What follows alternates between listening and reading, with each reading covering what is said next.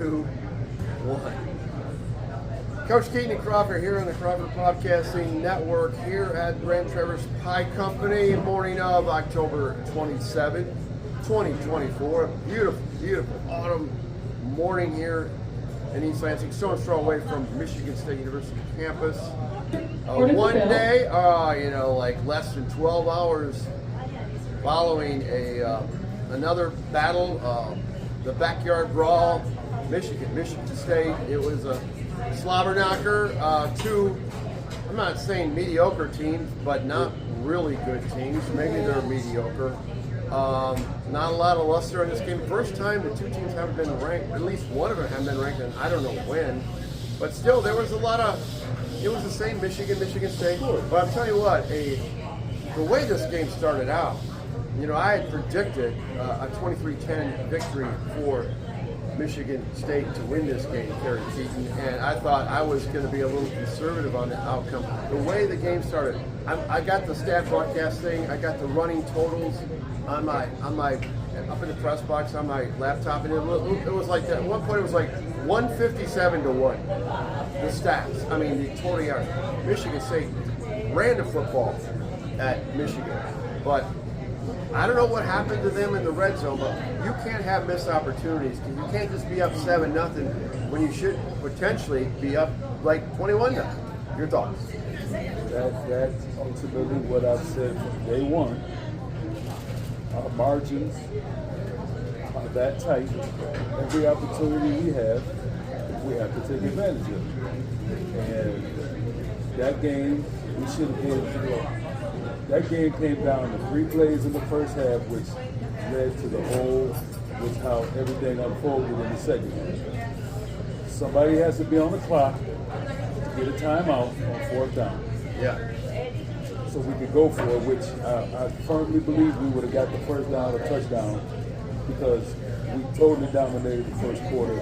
You're talking about the very first possession that led to the Kim missed field goal was that's what I'm saying. So was just jaw dropping. This guy is money. That's the first thing. Yeah. The bad timeout, not missed timeout, we get the penalty. Yeah. We end up having that we missed the field goal. We can't miss it. First of all, we can't be kicking field goals anyway. We got away with that last week against the better teams. Kicking field goals not going to win you football games. Yeah. We got to, so that we missed the field goal. We stop them, we get the ball back, it goes down, we score. Then the ultimate play that turned the game around, we get a Hail Mary with a messed up extra point. So we're still winning 7-6. Run the ball twice, go to halftime, you're winning 7-6. It's the offensive coordinator's job to make sure your kids are in position to be successful. They set that kid up. Yes, he's got to throw the ball away. He's got to take blah, blah. But if they just hand the ball off, we're going into halftime, we're winning 7-6. Right. And we still got some momentum. Right. That changed the whole aspect The fumble, of how, Yeah, because it gives them 3 points, and now they're winning 9-7, and they haven't done anything. They haven't done anything, and they were were up winning 9-7. 9-7. Yeah, quite frankly, from a Michigan perspective, I thought, man, they're getting their ass kicked, but they're ahead. So Michigan. That's when you go into halftime and you tell, hey man, we played like shit, and we're still winning. So all we got to do is play better in the second half, which they did. Every trick play in the book, and we couldn't cover it. Right. That was, like I said, this game, like, I'm still very encouraged, but I'm very disappointed in how, and I told you Orji was the guy. He's the guy that makes the straw stir for that team. And he made all the plays. I believe you now. But when he's in the game, I'm playing man coverage, and I'm sending everybody because he's only going to do one thing: run the ball or hand it off. And if he beats me throwing it, okay, so what? Well, he could do a pass run option like a wildcat guy would do deep in the red zone. But let him throw it. We heard this week that Tull's arm fell off, whatever that means. So I think he's done. So but I heard that Orji was supposed to be a 2-platoon situation. Sure. And that's exactly how it played out.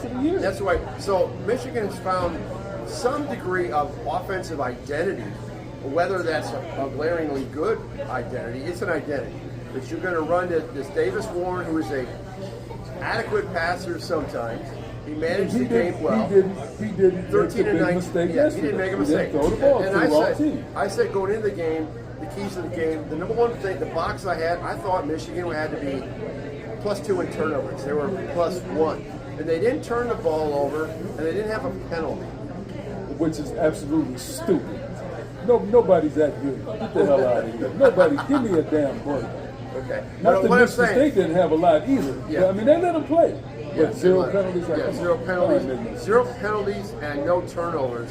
So even though statistically Michigan have under 300 total yards, their offense is really, really frustrating to watch a lot. And their defense kept them in there, and the trickery. And we talked about that in the post-game presser. They've had this stuff in the hopper, and Matt, Kirk Campbell brought it out. He brought it out. This is a team in desperation. I was going to say, those are all desperation. when they're doing that, you should have them. Well, this is on the season on the brink of absolutely going into a total tailspin, Terry. I mean, they got Oregon next week. They're not going to win that game most likely. They got Indiana on the road, not going to win that game. They got a shot at one more win. And if they needed this win, and they need that win over Northwestern, just to get that extra 15 to 20, whatever the number of practices you get in a bowl game, to start preparing and fix this problem, this team, from a personnel standpoint and from a coaching standpoint during the bowl practice. Because you're going to get opt-outs all the way. We already got an opt-out. Will is checked out. He's checked out. Okay? Business decision. Okay? So be it. That's the way it is. But that hurts his team. That hurts his team. Football now. But that's the thing. It's like you mentioned it before. And that's like the fanboys were out in full force last night. And I hate this game. I hate the rivalry. I can't stand it. They're like, well, you guys barely beat a team that's rebuilding and the first thing they come out, we're rebuilding too. Like, well, then you're not as good as you thought you were, because we always talked about it. The Oklahoma, not the Oklahoma, the Alabamas, the Georgias, they lost just as many people, and where they at right now, still in the top 10, top 5. If you're that program where you think you are with the big dogs, no, they're not. Then you reload. You don't rebuild. And it's conducive for Michigan because of the financial resources and the brand, and they might have to get the 25, 27 portal kids like IU did with Signetti. And that's the system is set up for a quicker fix than in the past. No question. But there's going to have to be some hard decisions on this team, because still optically, and I was texting with some players last, it's just Michigan's painful to watch. Sure. Offensively, overall speaking, they really are. And that's why I'm so upset, because, like, in my opinion, we should have been kicking a field goal to win the game last night at the end, but we won. However,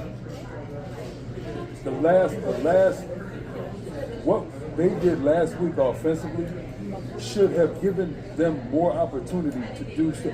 We didn't take a shot down the field at all yesterday. Just throw the down ball down the field and give 6-3 or somebody a chance. And Makari Page struggles. I mean, I thought Michigan's secondary went backwards again. I think they went forward against Illinois with more aggressiveness, but then they went backwards again. But we went backwards offensively as well. We didn't even challenge those people. You're able to run the football. Yeah, but what have you been telling me for the past 5 weeks? You can't just be what? One dimensional. Can't be one dimensional. Yeah. Well, damn. Yeah. Throw the ball down the field. We have nothing to lose. At that We're on borrowed money. Yeah. Just play to win the game. Throw the shit. Throw some trick plays with some reverse passes. Throw the ball down the field. When you look at the play chart on that game, I mean, Michigan State's ability to run the football was pretty impressive. No question. And I'm so proud and happy for the offensive lineman, but Brandon Baldwin continues to mess me up. Go back to the thing about, down in the deep on that first. Okay, what did they do? They got a penalty. They went backwards. Okay, so it's mistakes. It's beyond, and some that's our margins. Everybody's have those. Everybody's hating on Michigan State on that play calling deep in the red zone. They were running the football, and then they ran a jet sweep to the boundary. Did you look? I looked. Okay, so I just took I don't care. I looked at this thing like I don't care who wins. Evaluate it that way. What the hell were they doing? They were dominating. Back to the old days. They were dominating the center of the line, and they ran that sweep to the boundary, which which buys I distinctly into. remember You remember that play? talking to my wife, like, why are we running? Why that did they field? do that? I thought that was. running that I field, thought right? that was one of the worst play that set them back. Then the penalty happened after that. You know, there was a lot of things. Yeah. But like I said, I'm still encouraged. But like I said, you know, we didn't take enough chances offensively. I agree. I thought Aiden Childs earned that by last week's play, the team's play. You know, even our game Friday night, just to jut off real quick, like you gotta take a shot.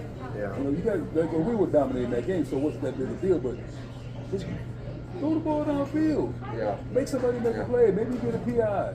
You know, who knows? But you have to take shots during the game. But let me see, 3 to 4, maybe 5 shots.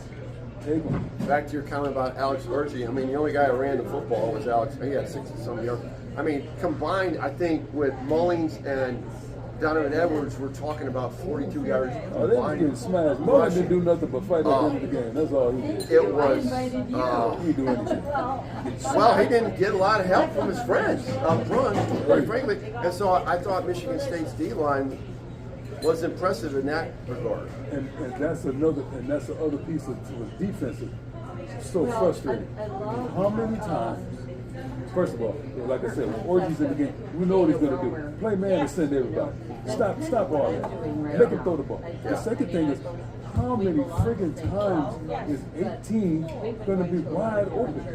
I thought we really, I was like, we might just beat the brakes off of these guys. Yeah. The first rollout, 18 was running wide open and the man didn't even throw him the ball. Oh, I know. And I'm thinking to myself, son, who are you looking at? Yeah. He's wide open, but he was constantly open. I'm like, he's the best receiver they have. He's the only receiver they Why are have we right not now. covering him? I don't. It was so That was a little frustrating. puzzling. Now on the Donovan Edwards, on the halfback option pass bit, I that's understandable. Yeah, but 43, that's your Because job. that's just well, I That's know, your but that's job. you're using deception. But you're not making a play on that. Oh, I Do your see. job. Yeah. Do your job. Yeah. But a huge missed opportunity, in my opinion, for the squad. Oh, big time. Still Big encouraged, time. you know, but hell, you got the Who's coming in the next week. My goodness, backup quarterback, and he beat the brakes off of. Oh, you might talk about IU? Yeah. But I, you know, it's like I didn't become a believer in Penn State until last night. I am a believer. I'm a believer in Penn State. I'm not a believer in Indiana. I mean, people might think I'm crazy when I say that, but when they go to East Lansing, and even when Michigan comes to Bloomington the following week with nothing to lose, and still enough talent and enough, you know, national championship run expertise to go in there and just, just throw caution to the wind, ruin the season. Okay, that's The problem possible. with us playing them is I don't know if we can keep up. If they score, we can keep up with them, scoring the ball. I got Indiana. I got to take it on the road, and then this guy, this Signetti, this goofy dude. You got me. You're good. You know, and he's good right now. I mean, they're having an incredible season. But let's start having. Yeah, for IU. Okay, so for the end of the game.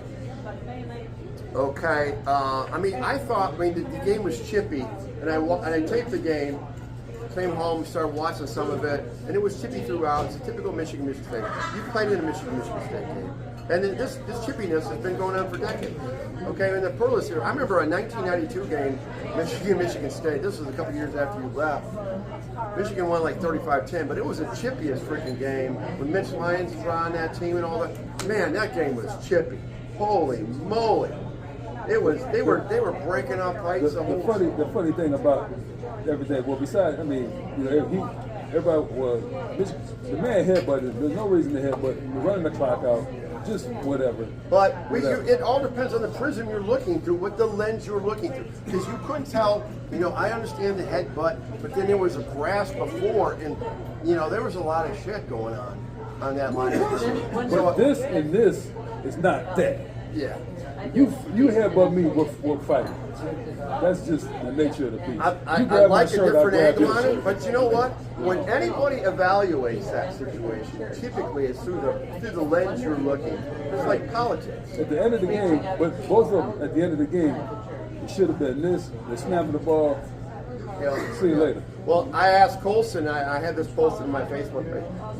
I talked to Colson a half hour after the game versus the Colson Loveland right after the game.